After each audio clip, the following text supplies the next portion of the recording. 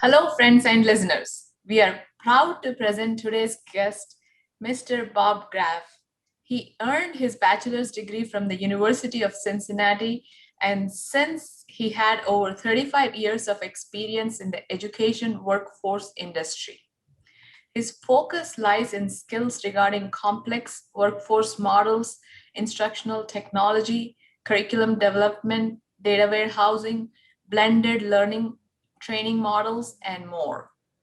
Mr. Graff has worked for technology leaders, including but not limited to Yaskawa America Motorman Robotics, Apple Computer, PowerSchool, Pearson, and Houghton Mifflin. He has also collaborated with Jane Goodall and the Jane Goodall Institute in producing her 1988 book, In the Shadow of Man, along with National Geographic's Tibetan Research Project. In addition to this, he serves as an advisory member to numerous workforce boards across the USA, including the Arm Institute Education Workforce Advisory Council and the Federal Congressional Robotics Caucus Advisory Committee. Mr. Graff is currently the president of I4.0 Strategies, where he's actively involved in implementing statewide, regional, and national models for STEM industrial education, training, developing innovative Industry 4.0 robotic training platforms, progressive LMS and curriculum products, and building advanced manufacturing credentialing models. Mr. Graff, welcome. We are so excited to have you on our show. Let's talk computer science.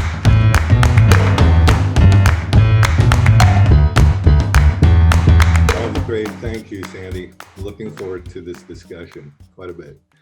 Now, you have such a super impressive background. It's my privilege to talk to you today. So, tell us more about your work, your current work, and how did you get to where you are today? That's probably a question that might take a while, but basically where I've been is in the technology education marketplace for almost 40 years now. And going back to Silicon Valley with computers and then developing applications for education, moving into workforce development and robotics and advanced automation. So that's the very quick version of where I've been.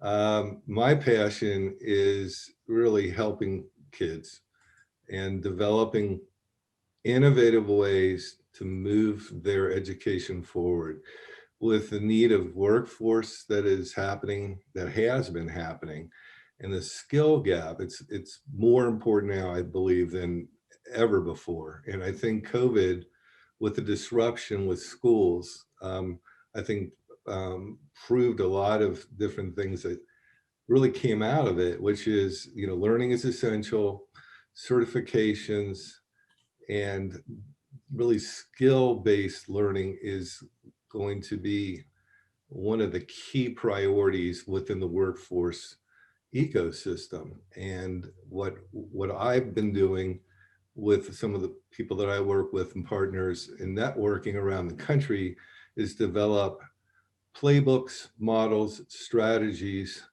to implement what they call Industry 4.0, which is the new wave of technology that is happening that runs deep and wide, and aligning it back to industry in terms of being able to deliver the right set of skills. Now, this is a K through gray. It's a K through gray effort. You have to start the students really early, scale them up and upskill them, and then incumbent workers need that same, really the same kind of strategy as they're learning new skills as their jobs are changing. So it's a big place, and we look at it as essential to the work that we do, and also all the advisories and discussions that are happening at the federal level down to the regional level. That's really good to know that these discussions happen very often at the federal level. So how often like they discuss and what kind of interest level? So the emphasis, it's interesting. So traditionally the funding and support through the federal government has been through organizations like the National Science Foundation, NIST, and about 5-6 years ago, Manufacturing USA was created, which are, I believe, 14 organizations that support different areas at the federal level, focused on workforce, focus on technology-based initiatives to improve manufacturing and improve the economy. So, this is kind of an ongoing thing. So the feds, in terms of the influence that they have, really is in the way of funding, support, programs, and being involved at in some cases, the academic research level, developing new technologies, and also looking at new ways to implement. I believe their focus is AI, advanced manufacturing in the form of robotics, big data, AR, VR. Those seem to be the big priorities right now. Yes. So can you, I mean, I'm really intrigued by your background.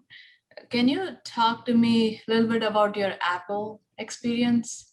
So I think, and I've talked to so many people about this. I guess I'm a geek. I'm at the heart of it. I'm a technologist. I got into computers kind of backwards, early on, because I'm a musician. So I was investigating how could I write and compose and use some of the stuff that was becoming available back then. So, I came through my early years with Apple really is, I was very fortunate, rode the first wave of the technology revolution, PC, going back to the Apple II. So I worked with schools, public sector, some of the first early adopters, to implement, which was pretty much not a lot of anything at that time, to building applications for schools and engaging students. And that experience with Apple was phenomenal. Their philosophy was and still is classrooms are showrooms. And if you give the right technology, simplistic, elegant, but functional and is powerful, those students are going to be able to do things that they could never do before. And I've always felt that moving up the ladder through the years, working with these different technology companies, that I've been fortunate again to be on the bleeding edge, robotics, automation, manufacturing, the Silicon Valley revolution. And I could probably, write a book about it, but I don't know if anybody would read it. But for I me, would. for all those experiences that I've had, and actually applying those experiences with the technology has been just incredible for me. And I believe the people that I've worked with over the years and the relationships that I still have, I think we all can appreciate kind of where we're going. And I believe that people like myself, are trying to change the landscape all the time to make it better, more efficient. So Apple kind of gave me that springboard to really understand education, higher ed, K through 12 at a very deep level, but also understand how technology fits and how important it is for those students to understand it. And where we are today, it's the gamer generation, the digital generation that, probably maybe they can appreciate where it's come and where it's going. But those are the students that we need to provide the best tools for. Yep, totally makes sense. Uh, and can you also talk about a little bit about the Jane Goodall, the book? Sure. I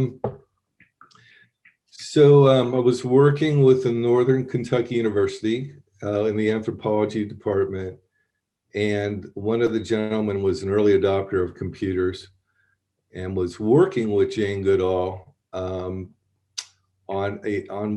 two of her projects in Africa. And he and I developed a relationship, and we started looking at how could we provide Jane with a computer, portable computer that she could write her book on site as she was doing her research. So I was very fortunate again where Dr. Goodall came to Northern Kentucky, and I spent a day with her just talking about where her head is at, how could we implement the computer, how it could work for her, and then provide her support, obviously being in a very remote area with limited power. So I was able to provide her with those tools, and she wrote her book over the next year and a half. And I continue that relationship with Jane Goodall and also the Goodall Institute for a couple of years after that when I was with Apple.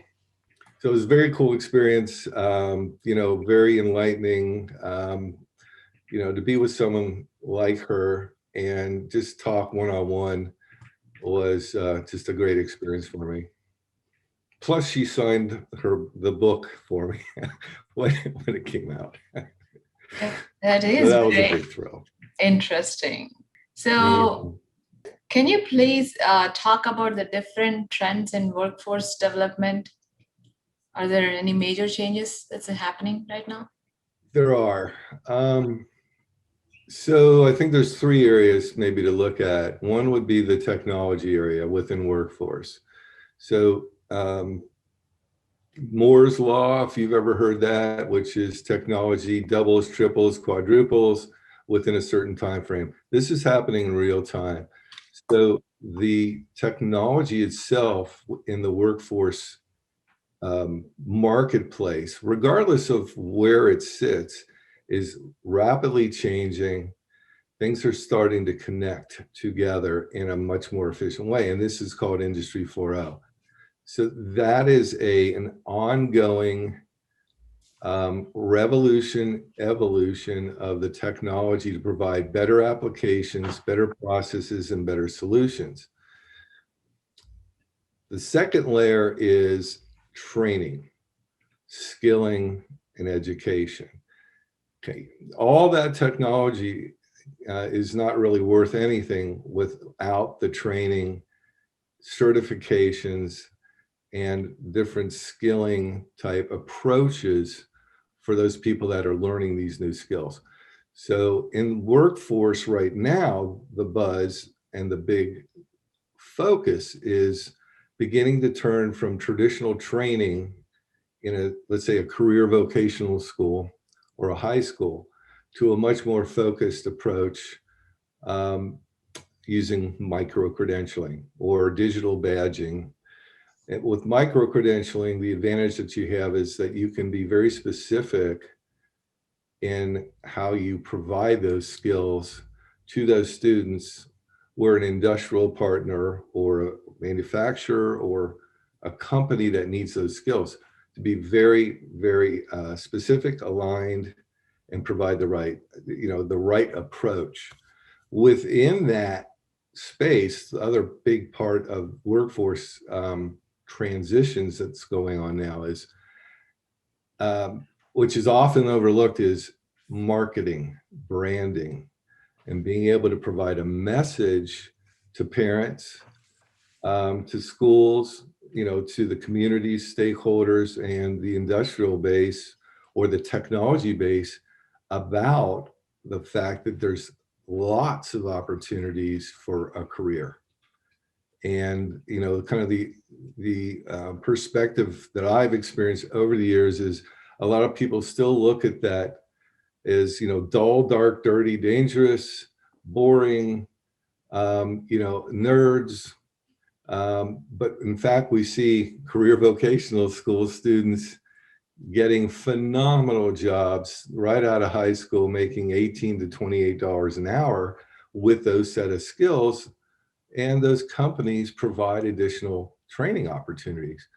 So marketing it, we've had numerous discussions all the way up to the federal level about, how can we build a messaging strategy that touches all those kids, because not every kid's going to go to college, but they should be given all the opportunities to have a great job and, give back to the economy. So these ongoing discussions, I think we're at a crossroads, but we're not there yet. Funding for those kind of things, we're not seeing. We're always recommending, if you're going to build a education program, that you need to have marketing built into it, some way, shape, or form. So that's another big moving piece to it.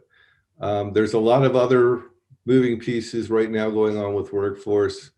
And that goes back to the technology, but it's forcing the smaller companies that are smaller manufacturers or smaller technology firms to reassess the kind of skills that they're going to need as well.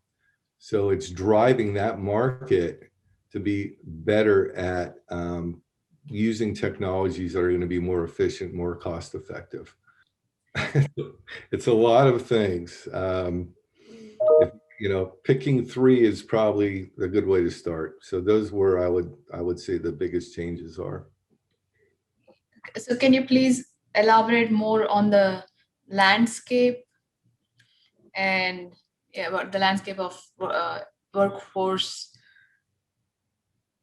around the technology space?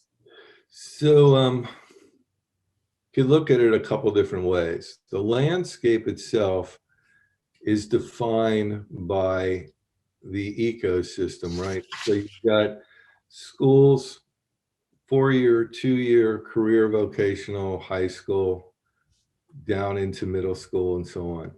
So that market, in terms of the workforce, there's a transition happening right now, and I've been seeing it for the last couple of years, where STEM products, the things, the products and solutions that you have, Sandy, are critical to put into, the students' hands at the lowest grade levels, whether it's a STEM-based program or a career vocational program, whatever it might look like. So that need is getting to be much bigger, and schools are looking at how they can embrace that, especially after last year with online learning being so, critical. The other piece to the workforce landscape is because there's an influx of more technology solutions that are very specific that large organizations are beginning to buy. There's an influx of all this new technology that needs training for, and needs a micro credential for, so that schools have those tools to be able to embed that program application technology as part of their program. Computer science, mechatronics, mechanical engineering, whatever it might be. The other big change in the landscape is that going back to the federal government, there's a number of initiatives that are happening at the state level, not as much as I'd like to see, but in certain states where they're beginning to understand that in order to, and this is really as a result of even all the stimulus funding, better ways to engage the actual marketplace of workforce within industry. So the funding is shifting more into innovation, better models. There's a lot of funding that's coming out that we didn't see before for AI, augmented reality, virtual reality, that to be embedded into training that we've just not seen before, which is wonderful.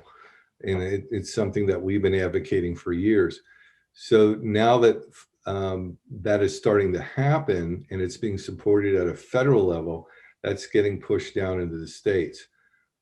There's still a lot of challenges, and one of the main ones is that in order to provide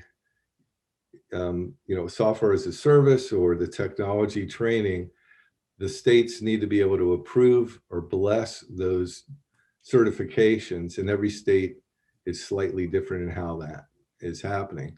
So I know that some of the larger Department of Labor, National Association of Manufacturers, and so on, and some of the accreditation organizations are looking at how to do a better job of providing that kind of training and support, and also implementing some of the new technologies. But it's untapped right now. And I think the opportunity and for what we do is looking at those different technologies and how does it fit and how do we roll it up. The last piece I'll just say about this is that if you look at the skill-based needs, starting with students, there are frameworks that exist that provide a pathway model for education that incorporate, cybersecurity, computer science, AI, mobility, I can go on and on, that rolls it up into a pathway for students that schools, I think, are finally beginning to understand. That, here's a way for your student to go from the 3rd grade to graduating high school with these different skill sets that provide an amazing portfolio for that student to be hired. Yep. Yeah. I don't know if you can talk about this, but based on everything you've said, like micro-credentialing seems to be really the thing that's going to happen. So can you talk about a little bit more about micro-credentialing? How can an organization like Rex can get micro-credentialing for the content, and what organizations do we have to sign up? Yeah, great question. We're focusing an enormous amount in the micro-credential space based on years of the work that we've done in the classroom and the work that we've done with the industry. So the essential piece to micro-credentialing, why it's so important right now, is because really 2 major things. One is the need for more specific training that is not being addressed right now. So new micro-credentials need to be built around these skill sets that do exist. The reason I'm saying that is that when you talk to industry and you ask them about specific skills, they may have a very, set kind of version of what they're looking for.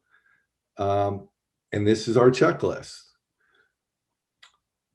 So when you look at what's out there in the training, not that the training is bad or it doesn't cover all the bases, is it's not focused enough, and it doesn't provide students multiple opportunities to learn and earn, if you want to call it that, with a piece of paper that says, I've learned these skills and this is part of my pathway.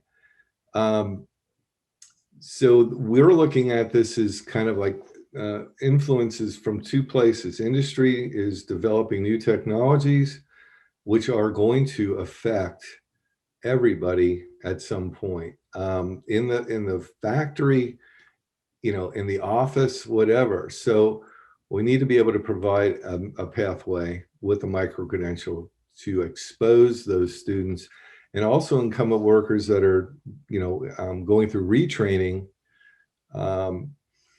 The second big influence is that we're Unfortunately, we're not closing the skill gap. It's getting bigger.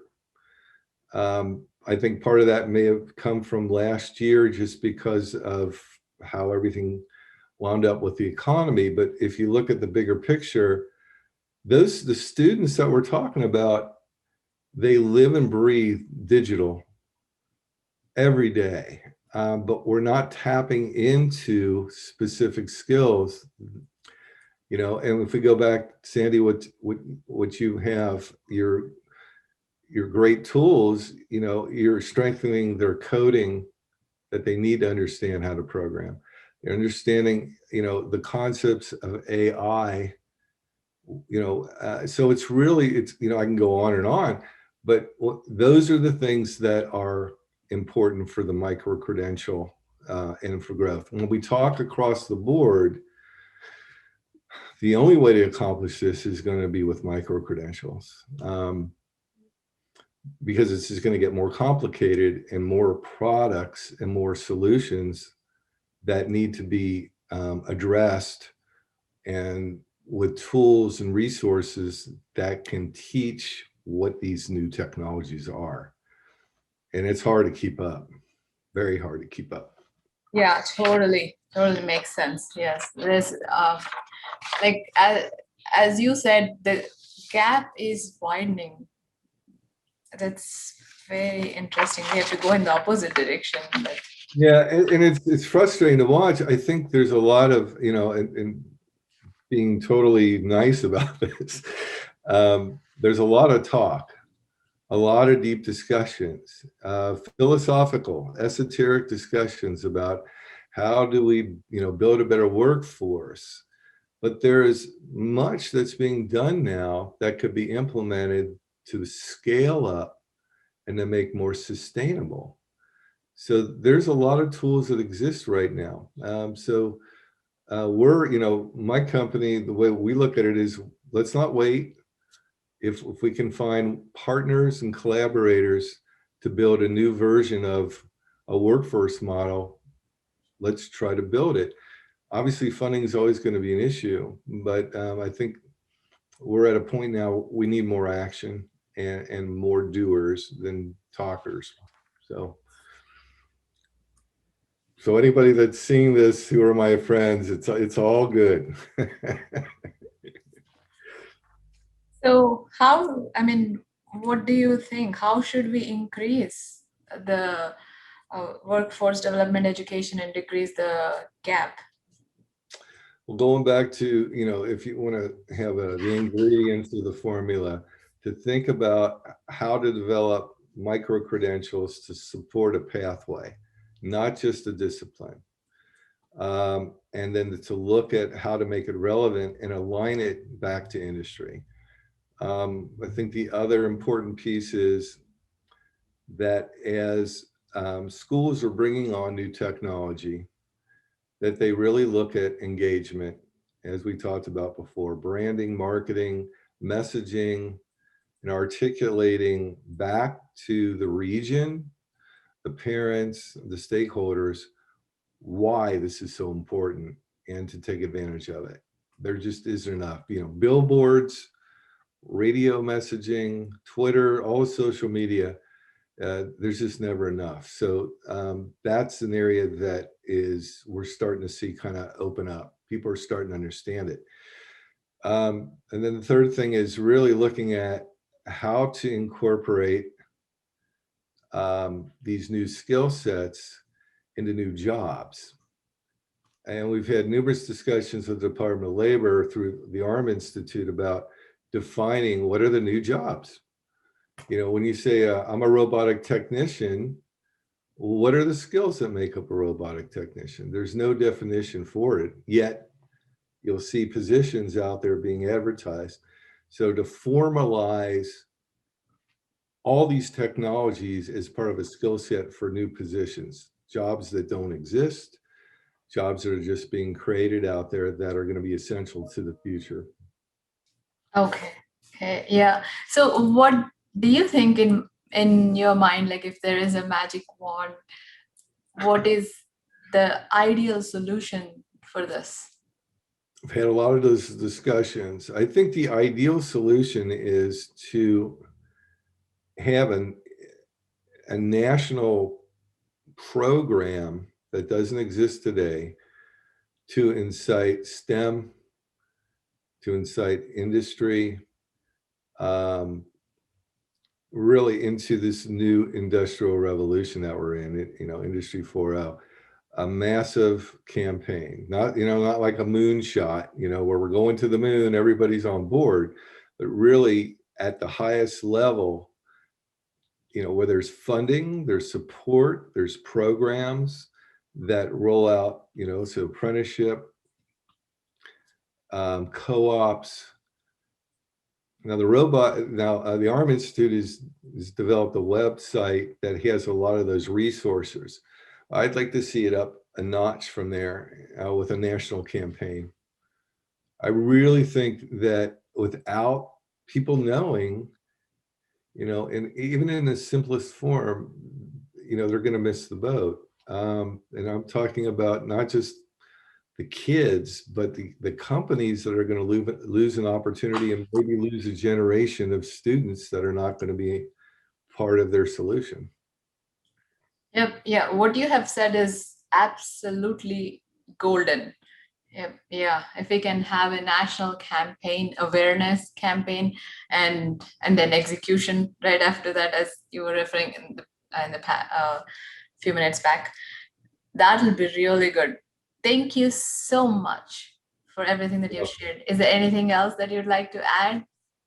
No, it's a lot to think about. Though I would say, I guess one last thought is workforce has a lot of moving parts that incorporate, Sandy, everything you're doing, as a foundation. And when we look at building and scaling up, because there's so many moving parts, it just requires a little bit more planning. The key is collaboration, partnership, and finding opportunities where you're going to make a big difference. Yes, totally makes sense. Thank you so much, Bob, for your time and sharing your knowledge with us. It's everything what you have said is absolutely, I love it, and that's what I do. I'm very passionate about everything that you have said, and thank you so much for sharing your knowledge, wisdom with me and our audience. You're most welcome. I've enjoyed this quite a bit. Thank you for the opportunity to share some of the stuff that's going on out there.